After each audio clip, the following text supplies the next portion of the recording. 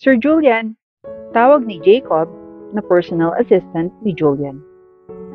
Jacob, kanina ka pa ba dyan? Ngayon lang naman po, sir. May update ka na ba? Or any lead kung saan natin mahanap yung anak kong si Julia? Sir, pasensya na po. Pero wala po talaga kahit isang lead. Ay nako, kailan ko pa kaya mahanap ang anak na nawawala sa akin?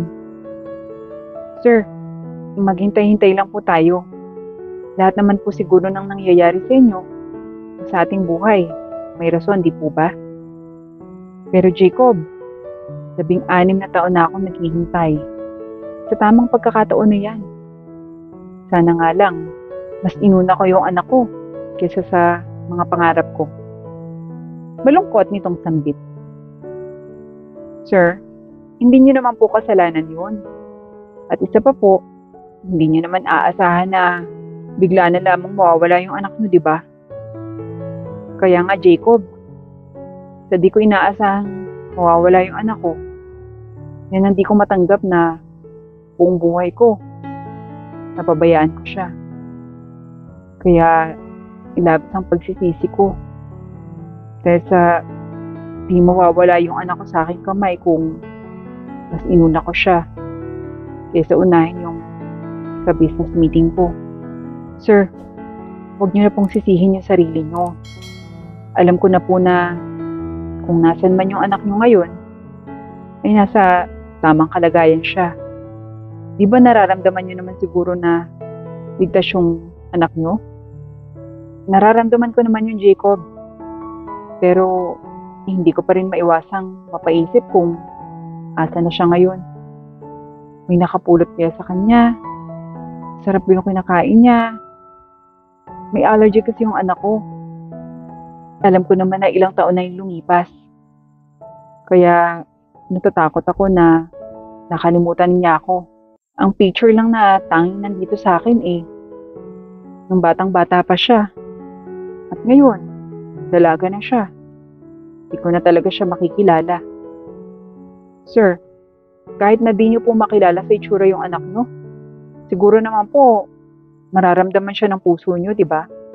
Sana nga, Jacob. Alam niyo, sir, naniniwala ako na kahit na matagal na nawalay sa inyo yung anak niyo, mananatili pa rin may lukso ng dugo yung mararamdaman niyo kapag nakaharap niyo siya. Sana nga, Jacob. Pakidalan mo nga ako ng alak dito. Gusto kong iinom na lang lahat ng mga sakit. Pangungulila ako sa nawawala akong anak na si Julia. Pero sir, huwag na ako kayong uminom. Sige na Jacob, pabayaan mo na ako. Sige na Jacob, pabayaan mo na ako. Sa ganitong paraan ko na lamang kino-comfort yung sarili ko. Matigas na saad ni Julian. Kung kaya't, walang nagawa ang kanyang personal assistant kung hindi kuhanin ang alak nito para inumin. Nang maibigay naman niya ang alak, ay agad namang bumaba na. At siya namang pagdating ng kapatid ni Julian na si Jira. Jacob, naglalasing na naman ba si Julian? Opo ma'am, bakit niyo po nalaman agad? Ngayon kasi ang araw kung kailan nawala yung anak niya. Bali, anniversary to ng pagkawala ni Julia. Saan ba siya? Andun po sa silid niya. Sige, salamat. Agad namang pinuntahan ni Jira ang kanyang kuya upang makausap ito. Kuya, naglalasing ka na naman? Jira, anong ginagawa mo dito? Kuya naman huwag ka nang maglasing. Bitawan mo na yung picture frame ni Julia, kuya. Nalulugi na ang kumpanya dahil sa mga ginagawa mo. Jira, hindi mo ako maiintindihan dahil wala ka pang anak. At isa pa, si Julia na lang ang natitira sa akin mula nung namatay yung mama niya. Kuya, tigilan mo na yung pag-inom mo. Imbis na inumin mo yan, hanapin na lang natin si Julia, okay? Jira, iyak ni Julian. Shh, kuya, ang mabuti pa, ayusin mo yung kumpanya mo. Dahil baka kapag nalugi ka, mawawala na tayo ng pera. At hindi na natin mahanap ang muli si Julia. Isa pa, May lead akong nahanap. Ha? Saan? Di pa ako sure, kuya. Kasi, may nakita ko. Pero parang ang layo-layo ng itsura niya sa pamangkin ko. Julia yung pangalan niya. Wala daw siyang apelyido. Dahil lumaki lang daw siya sa kalye. Pagpapakita ni Jira sa picture ng dalaga. Siya na yan, Jira. Ano ko yan? Umiiyak na saad ni Julian habang hinaaplos-aplos ang picture na ipinakita ng kapatid. Kuya, hindi pa tayo sigurado. Alam mo naman, baka may mga kalaban tayo sa kumpanya at gusto lang tayo mapatumba. Pero Jira, nararamdaman ko na anak ko yan. Kuya, huwag muna sa ngayon. Kung gusto mong puntahan natin yung babaeng yan, makinig ka sa akin. Jira, banta ni Julian sa kanyang kapatid. Pasensya ka na kuya, pero hindi ko sasabihin kung saan ito mahahanap. Kung gusto mong makita yung babaeng to, susunod ka sa gusto ko. Inuutusan mo ba ako, Jira? Kuya, hindi kita inuutusan. Ginagawa ko to para sa atin at lalo na para sa iyo. Papayag ka ba na mahanap mo rin yung anak mo? Tapos maghihirap tayong muli? Nasaan na yung pangako mong gusto mo makita yung anak mo? Isipin mo kuya, kung lumaki siya sa hirap, ay kailangan pumawi ka sa kanya at iparamdam ang mayamang buhay na nawala sa kanya. Kaya please kuya, ayusin mo muna yung kumpanya natin bago ko sabihin at samahan ka na puntahan natin ang babaeng ito.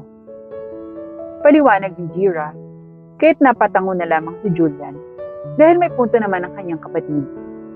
Dahil doon ay ginawa ni Julian na unahin ang kanyang kumpanya at hindi rin nagtagal ay bumangon na rin ito at bumalik sa pagiging sikat.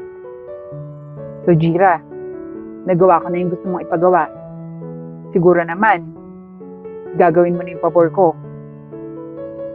Oo naman kuya, huwag kang mag-alala. Mabuti naman nagkakaintindihan tayo.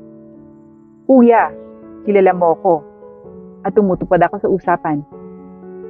So ano, kailangan ko nang makita yung anak ko. Kuya, caution lang ha.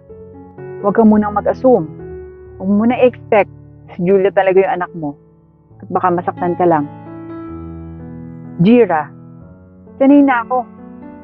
Sa halos ilang taong palagi ako nasasaktan dahil hindi pala sila yung anak ko. Ngayon pa ba ako mas masasaktan, di ba? Kung sa bagay. Sige, pupuntahan natin siya sa Melitron Restaurant sa Palawan. Melitron? Bakit sa restaurant? Kuya, nagtatrabaho yung batang yan bilang waitress. Ganun ba? Kawawa naman. Pero matatapos na rin ang paghihirap niya. Dahil sa wakas, mahanap ko na rin ang anak ko. Basta kuya, huwag masyadong mag-expect, okay? Tara na. Suwestyon ni Jira kung kaya't agad namang umalis na sila.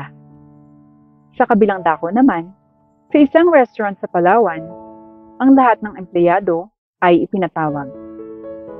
Everyone gather please here. We'll have a meeting. Saad ng may-ari ng restaurant. Excuse me po sir, kasali po ba kami? Magalang na tanong ni Julia. Aba oo naman, kasali ang lahat. Kaya't bilisan nyo na, may problema pa tayo. Saad ng may-ari. At agad na nagpunta ang lahat sa meeting hall. Meron tayong biglaang events sa restaurant. Kaya't gusto ko, lahat tayo ay magtrabaho ng tama at dapat friendly, okay? Bakit ho, sir? Tanong ni Nina na isa sa mga waitress din. Dadalaw dito si Mr. Julian, isang sikat na CEO na nagmamay-ari ng iba't ibang kumpanya sa bansa natin, maging sa ibang bansa. Ha? Bakit daw po? Hindi ko rin alam. Basta't maya-maya din, dadating na sila. Kahit kailangan nating maghanda. Dahil hindi sila basta-bastang tao lang. At baka sila yung maging dahilan para mas maging sikat yung restaurant natin. Pero may problema ako. Ano naman po yung problema, sir? Kailangan ko sana ng may kakanta sa restaurant natin. Para kahit papano, gaganahan silang tumambay dito. Sinubukan ko ng maghanap, pero lahat ng mga vocalist na nakita ko, nakakontrata. Mabuti na lang, may nakuha kaming banda kaagad. Yung problema, walang vocalist. So sir, vocalist lang ba yung hinahanap natin? Tanong ni Nina. Oo, Nina. Bakit? May kakilala ka ba? Si Julia po, sir. Maganda yung boses niyan. Napakalamig at parang anghel. Di ba, Julia? Ha? Hindi po ako kumakanta eh. Pasensya na po. Sagot ni Julia, kaya't agad naman siyang nilapitan ng may-ari. Iha, pakiusap. Kahit ngayon lang oh. Sige na. Babayaran namin yung performance mo. At kahit huwag ka nang mag-waitress. Okay? Pero sir, Iha, wala nang pero-pero. Sige na. Ikaw na yung magiging vocalist. Maraming salamat, Nina. Kinabahan pa naman ako. Pero sir, pwede po bang magsaserve muna ako bago ko kakanta? Kasi, alam niyo na po, gustong-gusto ko po kapag nagsaserve, di ba? Okay lang naman, Julia. Basta kakanta ka, okay? Opo, sir. Salamat. Sagot na lamang ni Julia. Pagkatapos niyon, ay agad na silang naghanda na. Nakarating naman kaagad sina Julia at Jira sa Meritron Restaurant. Sana yung sinasabi mo, Jira? Teka nga kuya, hinahanap ko pa eh. Pero, teka, bakit wala yata siya ngayon? Anong wala, Jira? Huwag mo akong lulukohin na, may usapan tayo. Kuya, waitress talaga siya dito. Promise. Tatawagin ko na lang yung manager nila para tanungin. O sige, ikaw ang bahala. Dahil ikaw talaga yung may lilintikan sa akin. Paalala ni Julia sa kanyang kapatid. Tatayo na sana si Jira para tanongin ang manager, subalit may babaeng biglang umakyat sa mini stage ng restaurant at nagsalita ito. Magandang araw po sa lahat, lalong-lalo na po sa ating bisita na isa sa pinaka-impluensyal na tao, si Mr. Julia at Miss Jira. Magandang araw po. Inihahandog ko po sa inyo ang isang awit. Paniwala ni Julia at agad na ito ang kumanta. Kuya, siya yun. Ani Jira. Tinitigan ni Julian si Julia. Kung kaya't napaluha na siya dahil sa sobrang saya. Jira, siya talaga yung anak ko. Ramdam na ramdam ko sa puso ko. Malungkot nitong saad. Ito pong huling kanta na aawitin ko ay ang awiting A Whole New World. Isa po ito sa pinaka-paborito kong kanta na kinakanta sa akin ng tatay ko bago ako nawalay sa kanya. Wika ni Julia at agad na kumanta. Hindi na matiis ni Julia ng kanyang nararamdaman kung kaya't agad siyang umakyat sa stage. Anak, naluluha ang saad nito. Po, nagtatakang saad ni Julia, subalit bigla siyang nakaramdam ng lukso ng dugo nang yakapin siya nito. Ikaw nawawala akong anak, Julia. Matagal na kitang hinahanap. Ilang taon na kitang hinahanap.